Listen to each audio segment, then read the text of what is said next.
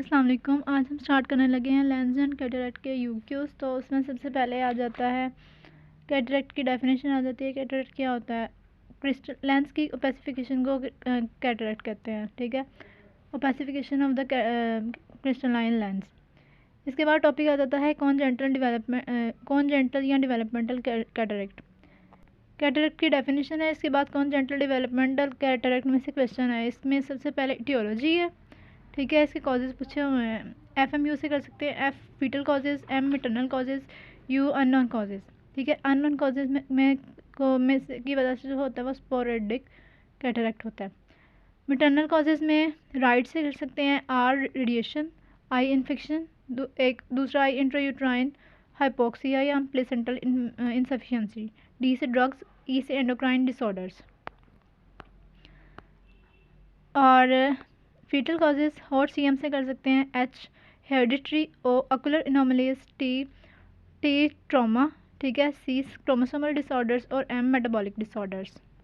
इसके बाद नेक्स्ट है इसके डीडीज ऑफ ल्यूकोकोरिया, ल्यूकोकोरिया या डीडीज ऑफ कॉन्जेंटल कैटरेक्ट या डीडीज ऑफ रेटिनोब्लास्टोमा, ठीक है। इसमें क्या होता है? White pupillary reflex. ये हम कैट इन ईआर से कर सकते हैं। एमरजेंसी को हम ईआर कहते हैं ना, तो कैट इन ईआर से कर सकते हैं। सी इसमें 2 हैं और आर भी 2 हैं। सी क्या है? कॉन्जेंटल कैटरेक्ट है, कोर्स डिजीज़ है। कोर्स डिजीज़ में क्या होता है कि वेस्कुलर एबनॉर्मलिटी है, ठीक है, जिसमें वेसल्स में से लीकेज स्टार्ट हो जाता है। उसकी वजह से रेटिनल डिटैचमेंट और एक्सुडेशन हो जाती है। अच्छा, कॉन्जेंटल कैटरेक्ट है, कोर्ट डिजीज़ है। ए से क्या है? Anterior persistent hyperplastic primary vitreous. HPV होता है ना, ह्यूमन पेपिलोमा वायरस, तो इसका APHPV anterior persistent hyperplastic primary vitreous. इसमें क्या होता है कि नॉर्मली प्राइमरी विट्रस बनता है, बाद में सेकेंडरी विट्रस बनता है। प्राइमरी विट्रस बाद में रिग्रेस कर जाता है और इसमें रिग्रेस नहीं करता इस कंडीशन में। उसकी वजह से वाइट मैस नज़र आता है बैक ऑफ द लेंस पर, ठीक है। सी से कॉन्जेंटल कैटरेक्ट हो गया, कोर्स डिजीज़ हो गया। ए से हो गया anterior persistent hyperplastic primary vitreous, मतलब प्राइमरी विट्रियस रह गया है। इसके अलावा टी से हमारे पास है टॉक्सोकेरियल ग्रेनुलोमा, ठीक है, टॉक्सोकेरियल ग्रेनुलोमा। ई से क्या है? एंडोफ्थेल्माइटिस। पूरी आई बॉल का जो आई बॉल और साइड पे ऑर्बिट्स का भी जो इन्फ्लेमेशन है उसको एंडोफ्थेल्माइटिस कहते हैं। सॉरी, आई बॉल की जो इन्फ्लेमेशन है उसको हम कहते हैं एंडोफ्थेल्माइटिस। अगर ऑर्बिट की भी हो रही है साथ में तो उसको हम कहते हैं पैनोफ्थेल्माइटिस। तो इसमें ई एंडोफ्थेल्माइटिस आता है। आर से दो होते हैं रेटिनोब्लास्टोमा रेटिनोब्लास्टोमा के रेटिना के चैप्टर में पढ़ेंगे। और रिट्रोलेंटल फाइब्रोप्लेजिया आ जाता है इसमें दूसरा लफ्ज़।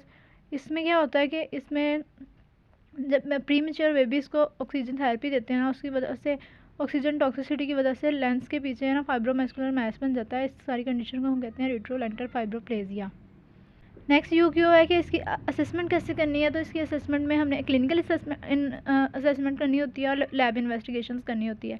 क्लिनिकल असेसमेंट जिसे अकुलर असेसमेंट भी कह रहे हैं, इसको हम रवि और FB से कर सकते हैं। रवि या रावी जो भी कर लें, रवि। आर से क्या है? आर से हमारे पास है रेटिनोस्कोपी, ठीक है। रेटिनोस्कोपी। ए से ए स्कैन अल्ट्रासोनोग्राफी।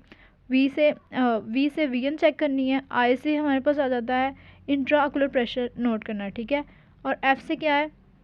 एफ से फंडोस्कोपी करनी है और बी से हमने B स्कैन करना है।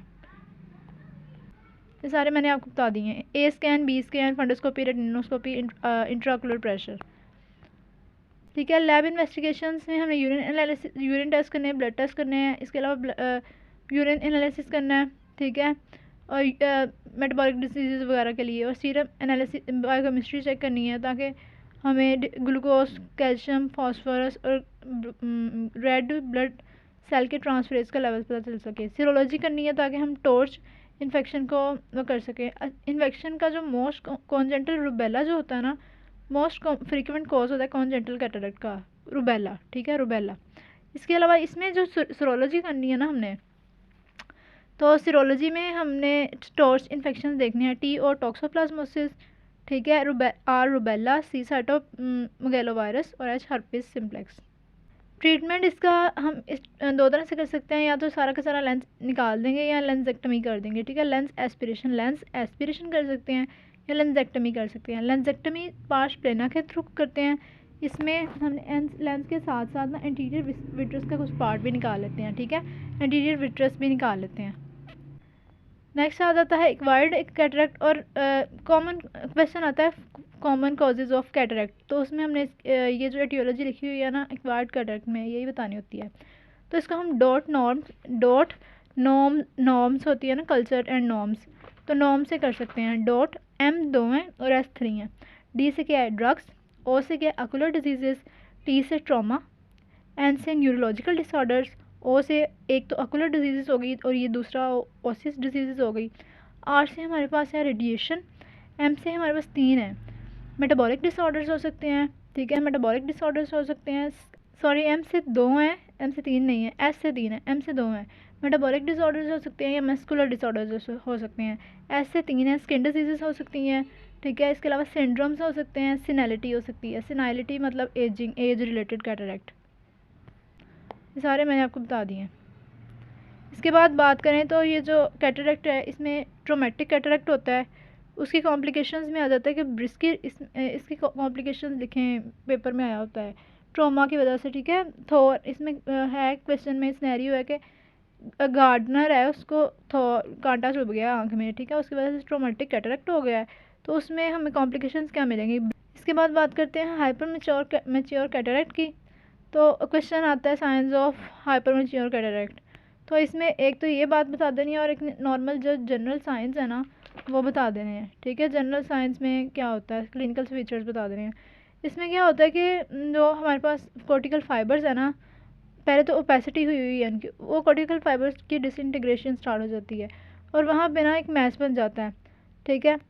अब जो प्रोटीन्स डीनेचर हुई हैं वो क्या करती हैं, वो लेंस से लीक आउट करने लग जाती हैं, और जब भी लेंस से प्रोटीन्स लीक आउट करती हैं ना उसकी वजह से जो ग्लाकोमा होता है उसको हम कहते हैं फैकोलिटिक ग्लाकोमा। लिटिक टूटना, फेको हम लेंस के लिए यूज़ करते हैं ना, फेकोलिटिक ग्लाकोमा। तो लेंस के टूटने की वजह से जो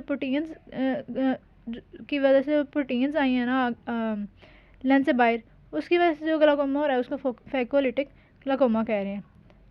अब इसकी वजह से जब प्रोटीन लीक आउट कर जाती है तो जो कैप्सूल होता है रिंकल्ड हो जाता है और श्रंकेज हो जाता है। डायग्नोसिस की बात करें तो इसमें हम डायग्नोसिस जब भी पूछते हैं या एग्जामिनेशन जब भी पूछते हैं तो हमने उसमें क्लिनिकल टेस्ट भी बताने होते हैं और लैब इन्वेस्टिगेशंस भी बताने होती हैं। क्लिनिकल इन्वेस्टिगेशन टेस्ट जो मैंने आपको रवि और से बताया ना, रवि और FB से, ठीक है। रेटिनोस्कोपी, फंडोस्कोपी, IOP चेक करना है। इसके अलावा B स्कैन, A स्कैन, ठीक है, और B स्कैन, A स्कैन और VN चेक करनी है। और ये जो इन्वेस्टिगेशन है ना लैब इन्वेस्टिगेशन, इसमें हम सिंपल टॉर्च टेस्ट कर सकते हैं जो कि क्रूड मेथड है। इसके अलावा ऑप्थेल्मोस्कोपी कर सकते हैं, डायरेक्ट ऑप्थेल्मोस्कोपी, और SLE कर सकते हैं, slit lamp examination accurate method है। नेक्स्ट क्वेश्चन है कि कॉम्प्लिकेशंस ऑफ कैटरेक्ट क्या है। तो इसको हम इसमें हमने 2 ग्लाकोमास हैं और एक यूविएटस है, ठीक है। एक तो इसमें 4 तरह की होती है, फेकोमॉर्फिक ग्लाकोमा होता है और फेकोलिटिक ग्लाकोमा होता है, ठीक है। फेकोमॉर्फिक मतलब लेंस टूटने की वजह से जो ग्लाकोमा हो रहा है, और मॉर्फिक उसकी स्ट्रक्चर में चेंजेस आने की वजह से जो ग्लाकोमा हो रहा है, फेकोमॉर्फिक और फेकोलिटिक। इसके अलावा फेको एंटोजेनिक यूवियाइटिस होता है। फेकोमॉर्फिक ग्लाकोमा, फेकोलिटिक ग्लाकोमा, 2 ग्लाकोमा हो गए, एक फेको एंटोजेनिक यूवियाइटिस हो गया। इसके अलावा डिसलोकेशन होती है। डिसलोकेशन किसकी होनी है, लेंस की होनी है। तो लेंस यहाँ तो पीछे जा सकता है या आगे जा सकता है, या जहाँ पे बड़ा हुआ है वहाँ पे फंस गया, ठीक है। आगे जाएगा मतलब एंटीरियर चैम्बर में चला गया, पीछे जाएगा विट्रस चैम्बर में चला गया, और जहाँ पे है वहाँ फंस गया। इसका मतलब प्यूपल में इनकार्सिनेशन हो गई। जब प्यूपल में चला गया तो वहाँ पे उसके एंगल को ब्लॉक कर देगा और वहाँ पे हो जाएगा पेपिलरी ब्लॉक ग्लाकोमा। अब यहाँ पर इसी कॉम्प्लिकेशन में हमें 3 तरह के ग्लाकोमा मिलते हैं, फैकोमॉर्फिक ग्लाकोमा, फैकोलिटिक ग्लाकोमा और papillary block glaucoma. Treatment of glaucoma की बात करें तो इसमें नॉन सर्जिकल ट्रीटमेंट होता है और सर्जिकल ट्रीटमेंट होता है। नॉन सर्जिकल में स्पेक्टेकल्स इन DM से कर सकते हैं, स्पेक्टेकल्स यूज़ करते हैं, डार्क ग्लासेस यूज़ करते हैं। इसके अलावा प्यूपिलरी डायलेशन मिडरियाटिक्स यूज़ करते हैं, ठीक है। DM mydriatics, spectacles, dark glasses and mydriatics. Surgical में हम कैटरेक्ट एक्सट्रैक्शन करते हैं। कैटरेक्ट